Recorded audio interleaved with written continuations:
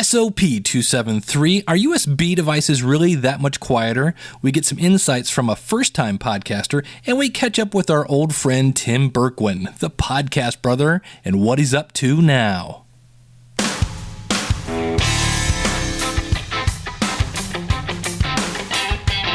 It's the School of Podcasting's morning announcements. Here's Dave Jackson. Podcasting since 2005, I am your personal podcast coach, Dave Jackson, thanking you so much for taking the time out of your busy schedule to come listen to the original podcast about podcasting. This is where we talk about planning, promoting, recording, monetizing, all of the above podcasting. And our website is schoolofpodcasting.com. You can leave a comment out there. You can call in our voicemail.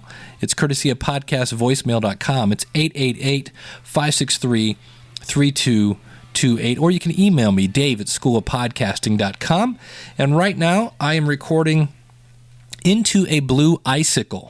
Now, what that device is I'm plugging my Electro Voice RE320, which is just your typical microphone, into it, and then the Icicle, which looks about the size of a candy bar.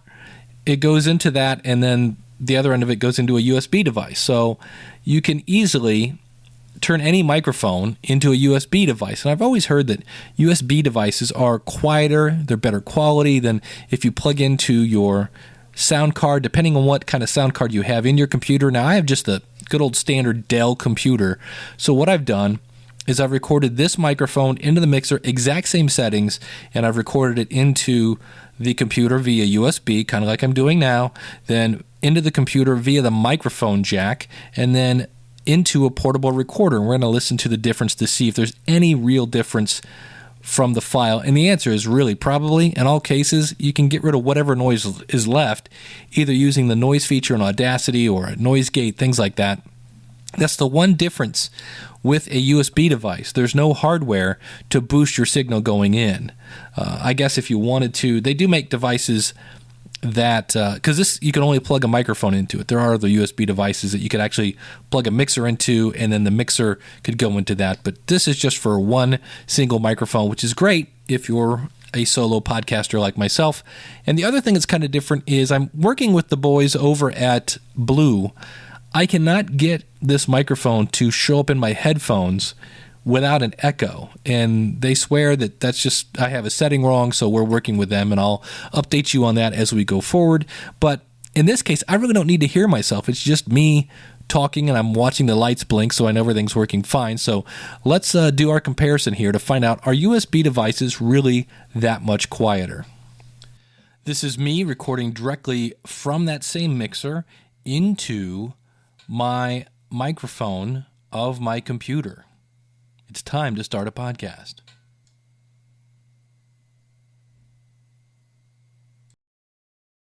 It's time for you to start a podcast. This is me recording directly into a portable recording device. It's time for you to start a podcast. I'm going through my microphone into a mixer, out of the line out, into the line in of the portable recorder. All right, and this is me recording directly from my mixer into the Blue Icicle USB device. So we're trying to determine, do USB devices really record that much quieter? So I'm going to shut up and say it's time to start a podcast, and here's the hiss.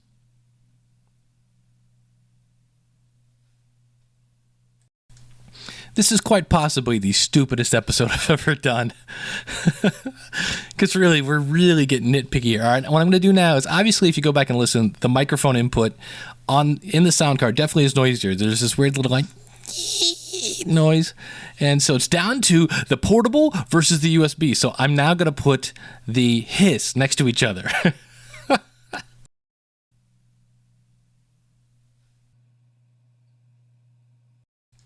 All right, so I'm going to call that a tie. Like I said, the big difference is when you're doing a USB, which is what I'm recording right now using, is the fact that there's no compression. There's no noise gating. There's nothing up front. You basically, any editing you do to your voice, you're going to do in the software in post-production. So there's no noise gating, things like that. So this is probably, I usually use something like Adobe Audition to take out the hiss. I'm going to leave that out. I'm actually using the Hindenburg Journalist software today. And my answer is yes, USB devices are easier. They're just as quiet as recording into a portable recorder. I will say this, portable recorders are way, way easier because in Skype and in other things, I'm constantly having to adjust it and say, no, I'm using a USB device and things like that. So I find USB to be a bit of a headache. It sounds better, and you're also, again, still recording on your computer, which in some cases is just too taxing and causes it to crash. Now, next up, what we have here is we have 2 interviews today. I wanted to share with you some insights from a client of mine, and if you want me to do some podcasting for you, I can help you plan it, I can help you promote it, I can set it up, things like that. In fact, if you don't have a website at all, please contact me because I can actually get your podcasting website started for free, and that's over at podcastcoaching.com. But I'm going to introduce you to Marcy Rosenbaum, and I got her insights as she was publishing her first episode. And just to share with you, if you're thinking I couldn't do it, I'm not sure how old Marcy is. I know I'm 46, and she has said that she is older than I am. And a woman never tells and a man never asks, so we're just going to go with that. But here is just a brief, I think this is 4 minutes. If you've been thinking about starting a podcast, listen to Marcy because she was where you are, and listen how she feels now that she has one in the can, as they say.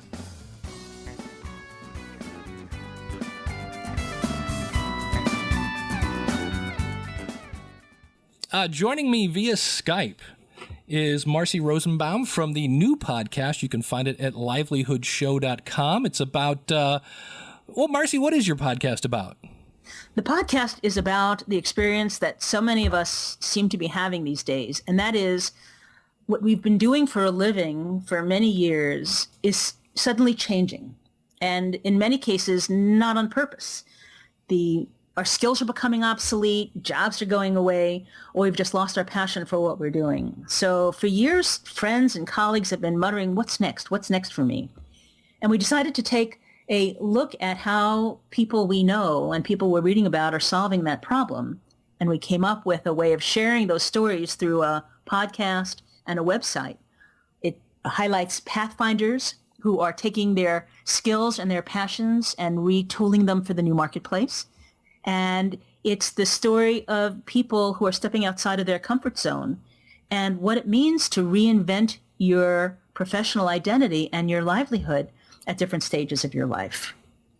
Now, how much time elapsed from the time you said, I should probably start a podcast to the time you actually took steps to take it?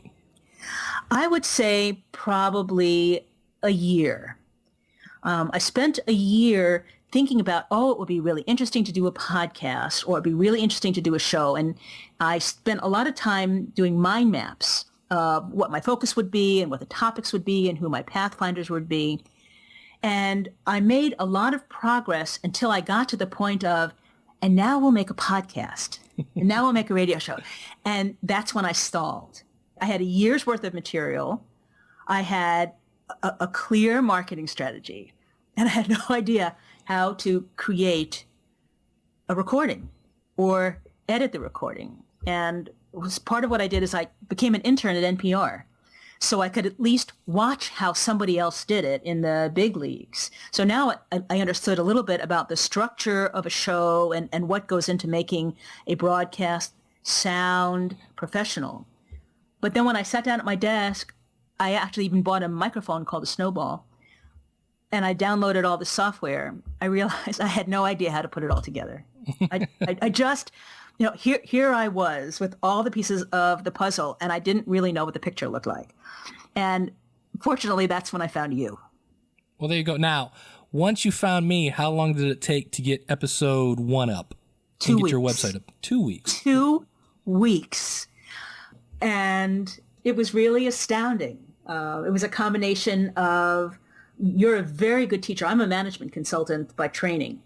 And I understand that it's very easy to come in and take big money and do something for someone, and then you walk away, and if they want to do it again, they have to bring you back. I mean, that's how the big boys make their money. But it's also not very satisfying because you're creating what I call an addicted customer. You have a real knack of knowing when to step in and say, okay, here's what I can do to get you started. And then say, and here's how you do it. And you show up on Skype and you take control of my computer and oh, that's how you do it. And you accelerated my learning curve with a nice balance of doing some things for me as a technical producer, then showing me how to do it so that I could do it, and then giving me the feedback that I needed to create a production cycle that is now manageable. So we went from, oh my God, we have a radio show, to here is the first broadcast in about 2 weeks of effort. And how did you feel when you listened to that first episode? I was so nervous before it actually played that I didn't think I could listen to it, which is ironic because I'd heard it at this point dozens of times. But I actually did think I was going to be able to, and now here's the Livelihood Show with your host, Marcy Rosenthal. And when I did, my breath was taken away because it just seemed so simple. So, and that's how I felt. I listened to this and I said, oh, it's a radio show. Oh, it's my radio show. It was really one of my great professional satisfactions. Well, my favorite line is because we kind of listened to it together, and I remember you saying, I didn't think I could do this. And then there you were coming through your own speakers, and you were like, wow, that's okay. That's a radio show. Yeah. Oh, no, I didn't just think I couldn't do this. I knew that I couldn't do this. And I was just moving forward on the momentum of a wing and a prayer. And I think it was your confidence that I could do this that got us through the first episode. Now I think I can do this. And that's a pretty exciting experience. Well, there you go. If you want to hear that episode, you can go over to livelihoodshow.com. And here's the fun thing. You'll look back at that episode in about 10 episodes and go, ugh. Because every podcaster hates their first episode, and that one's pretty good. So that's going to be, we've set the bar pretty high there. But it's like anything else. The more you do it, the better you get. But congratulations on show number 1, and here we go for show number 2. Thanks for being part of the ride.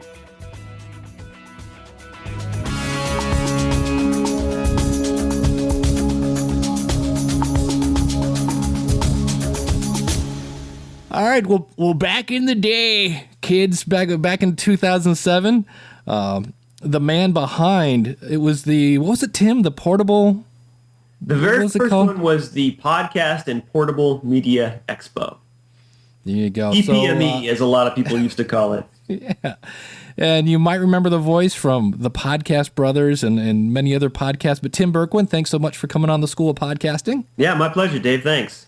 And just kind of wanted to do a, hey, what you been up to, big fella, kind of segment. So why don't you kind of fill us in? What are you up to? Because one of the things you just talked about, I went, we got to get you on the School of Podcasting to talk about that. So fill us in. Sure. Well, after I sold Podcast Expo to the Blog World Expo folks and Rick Calvert and his team, I took some time off and pursued some of the other stuff I was doing. Number one was our paid podcast, which is Trader Interviews, which is for online investing and online trading. But then Emil and I also started something called Interview Income. We saw all these people asking questions, and I would get emails every day about, what kind of podcast. I know something about car repair, or I know something about gardening, but I don't really know how to sit there and talk into a microphone for 20 minutes to do a podcast. And to me, interviewing somebody else was always the most interesting way to start a podcast. It was the easiest way, and it got rid of all the nonsense about having to create blog posts with the certain correct keyword density and all that nonsense, and just get somebody on the phone and have a conversation with them.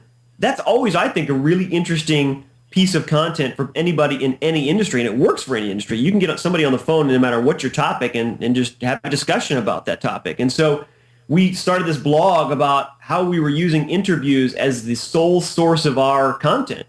We weren't doing, monologues. We weren't doing just a conversation between two business owners. It was me going out and interviewing the stars of that industry.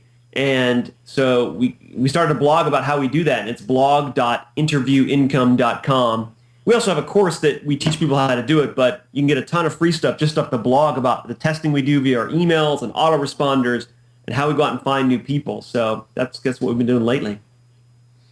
Very cool. Now but it's also a paid podcast, correct? Or is it?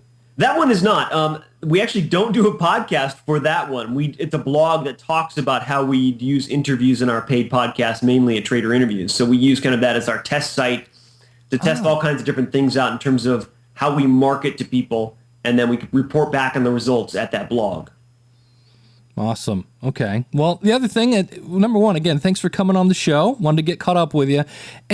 When you look back on all the expo days, any memories come out that you're like, ugh, that was just, that just stands out?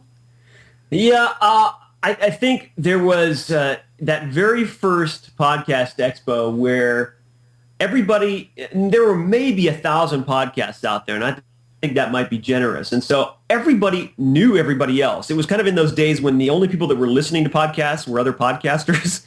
Right. And so I just remember walking through the hallways out in front of the exhibit hall in Ontario, at the Ontario Convention Center, which was, in the middle of nowhere. And there was the Marriott across the street.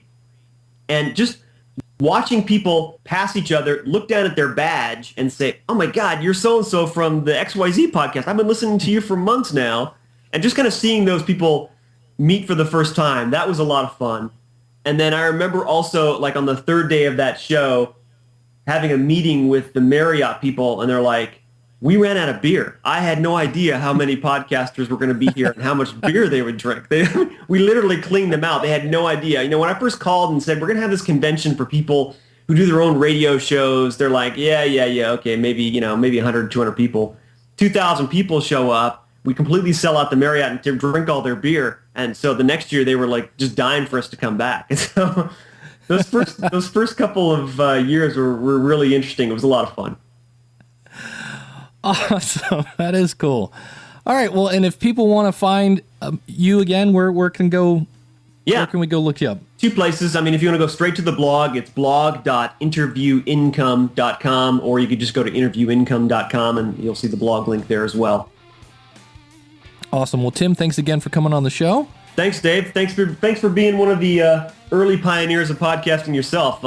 You're one of the first guys I met in this space, and so I know you've gone a long way in developing your podcast and stuff too. I should probably interview you someday. Yeah, I'm always open. You know me, I like to talk, so. I'm good. All right. And there he is. That was fun. The good old days of podcasting, boys and girls. Hey, we're running a bit long. Want to thank you so much for tuning in. And you'll notice now that I'm doing this full time, the shows are going to be a little longer, but I try to keep them around 20 minutes. And got to tell you, that segment with Tim was recorded in a program called Power Gramo, where I was in the left side and Tim was in the right. I threw that into Hindenburg, and there's a tool in there, Hindenburg Journalist. We talked about that a couple weeks ago. Going to be talking about that software a lot. It's really pretty cool. And it was able to take that one file with me and Tim split it into 2 separate channels where I could then go in and add some VST plugins to cut out some of the noise. I know if you're new to podcasting, you're like, what the heck? But listen to Marcy. I can show you what the heck I'm talking about and get you going in the right place. So thank you so much for tuning in. A lot of things coming up in the future. We're going to have some folks on that they took me to school myself about the joys of live podcasting. That'll be coming up in the future, as well as I'll be talking about a new WordPress theme that's just insane from what I've seen. It just totally lets you create whatever kind of website you want. That's coming up in the future as well. In the meantime, what are you waiting for? Start a podcast. The great thing about Marcy, as I wrap this up here, I asked her one day, I said, what's the motivation of the podcast? What's the business model? She said, I haven't figured that out yet, but I wanted to start, and I'll figure it out later. And I realized if I waited till everything was perfect, I was never going to get this thing going. So she's got her podcast up and going. She's starting to get feedback. She's starting to get stats, which is great. And that can be you. So if you want me personally, you can go over to podcastcoaching.com. If you would like to do it a little more on your own and just have access to all of our tutorials and our resources and everything, go over to schoolofpodcasting.com. Thank you so much for tuning in. Let me remind you that it's time to start living a life worth podcasting about. And until next week, class is dismissed.